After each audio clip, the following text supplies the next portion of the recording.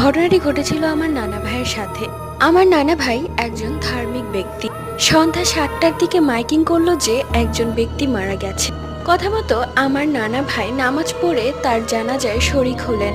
এরপর জানাজা শেষে নানা ভাই যখন বাড়ির দিকে হাঁটা ধরলেন, তখন নানা ভাইয়ের বারবার মনে হচ্ছিল কেউ যেন তাকে ফলো করছে।